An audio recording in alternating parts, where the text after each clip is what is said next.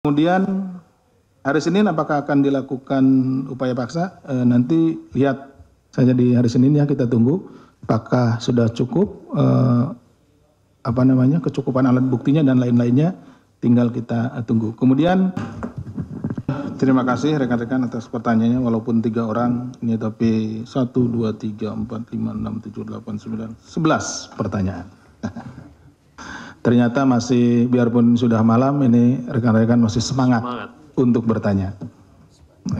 Ini berita bagus, karena biasanya sudah malam ini kita agak menurun kesadaran. Yang pertama dari Mbak Tasya, ini konfirmasi ya terkait dengan tim hukum dari PDI Perjuangan. Ini bahwa ada informasi terkait dengan membujuk ya, jadi KPK membujuk dan memaksa saksi untuk menguatkan untuk mengaitkan kepada AK. Jadi begini Mbak, tentu kami di dalam atau penyidik di dalam melakukan penyidikan itu akan melakukan penyidikan secara profesional. Artinya kami juga tidak akan melakukan hal-hal yang dilarang KUHP maupun undang-undang yang lain. Kemudian tentu juga kita mempedomani hak asasi manusia dan peraturan-peraturan lainnya. Apa yang dilakukan oleh penyidik itu tidak dalam rangka menarget siapapun, tapi kita akan membuktikan dugaan. Ini dugaan makanya, atau sangkaan, karena namanya tersangka. Kita harus membuktikan sangkaan terhadap orang yang jadi tersangka sesuai dengan pasal yang dipersangkakan. Ya, jadi pasal yang dipersangkakan nanti kan ada unsur pasalnya. Nah, unsur pasalnya itulah yang kemudian kita carikan informasi, data, dan yang lainnya dari para saksi. Kita tugasnya bertanya saksi. Saksi juga tidak boleh dipengaruhi gitu ya. Makanya di dalam berita acara ada satu pertanyaan. Nanti di akhir berita acara, setiap berita acara. Apakah dalam memberikan keterangan saudara dipaksa atau merasa terpaksa gitu ya. Ada pertanyaan itu di dalam berita acara gitu. Jadi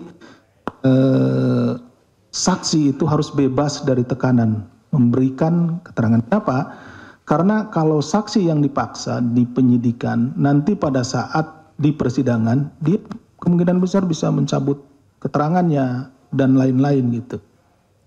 Itu menjadi tidak valid keterangannya. Jadi kami penyidik tentu akan sangat profesional di dalam melaksanakan penyidikan ini, tidak hanya dalam perkara ini ya, di setiap perkara seperti itu. Karena memang nanti juga itu akan diuji di sidang pengadilan. Tapi kalau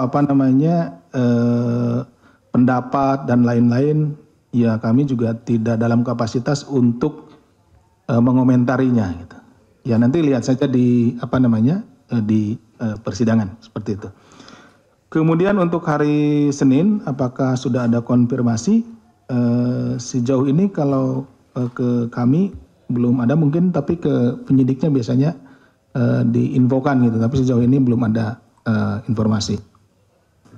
Kemudian terkait dengan pemeriksaan ex penyidik. Perkara yang disangkakan kepada Pak HK itu terkait dengan perintangan. Nah, yang mengalami perintangan tersebut adalah penyidiknya gitu ya. Dari perkara-perkara perintangan, mungkin rekan-rekan pernah juga meliput perintangan di perkaranya Pak Lukas NMB. Nah, kemudian di perintangan yang lain. Nah, penyidiknya dijadikan saksi, dihadirkan sebagai saksi. Kenapa? Karena yang mengalami perintangan itu yang mengalami perintangan ya penyidiknya gitu. Itu penyidikan kemudian menjadi terhambat, terintangi, yaitu penyidiknya seperti itu. Jadi kapasitas penyidiknya di situ adalah Kita ingin mencari informasi seperti apa sih perintangannya tersebut, itu merasa dirintangin seperti apa, seperti itu informasi yang ingin kami dapatkan, ingin kami peroleh. Jadi terkait dengan diperiksanya ex penyidik, ya seperti itu alasannya. Kemudian dari Mas Chandra, Pak HK mengajukan peradilan. Itu adalah hak, ya, haknya dari yang bersangkutan. Jadi kami tentunya nanti akan ada pemberitahuan kepada ini nanti Biro Hukum, ya tentu kami juga akan mempersiapkan untuk menghadapi pra-peradilan tersebut gitu. Tidak apa-apa. Itu bukan kali ini saja, hal yang biasa tersangka melakukan atau menggugat pra-peradilan kepada KPK. Kemudian hari Senin apakah akan dilakukan upaya paksa? Nanti lihat saja di hari Senin, ya, kita tunggu apakah sudah cukup kecukupan alat buktinya dan lain-lainnya, tinggal kita tunggu. Kemudian Ibu Ketua Umum mengkritik penetapan tersangka. Bagi kami saat ini tidak, tentunya kritik kemudian juga apapun itu tidak dalam kapasitas kami untuk menanggapinya. Kami lebih fokus kepada bagaimana untuk memenuhi atau melengkapi setiap unsur-unsur pasal yang dipersangkakan. Jadi konstruksi perkara yang sedang kita bangun saat ini, kami lebih fokus ke situ. Itu jadi pemeriksaan saksi-saksi, tersangka, upaya paksa lain, penggeledahan, penyitaan dan lain-lain dimaksudkan untuk kita benar-benar mencari informasi dan juga bukti-bukti terkait dengan perkara yang sedang kita tangani. Kemudian ada 2 kader dari PDIP, Pak SB, ya, dan Ibu Maria Lestari. Ini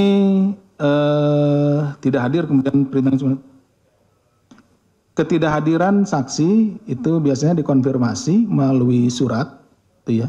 Kalau ada kepentingan yang memang benar-benar kepentingan yang bisa dipertanggungjawabkan pada hari yang sama, itu pada umumnya akan mengirim surat, ataupun ada hal-hal yang tidak bisa dihindari atau membuat tidak bisa hadir, misalkan sakit atau ada kepentingan keluarga yang sudah terjadwal sebelumnya, keluarganya ada yang menikah dan lain-lain, seperti itu.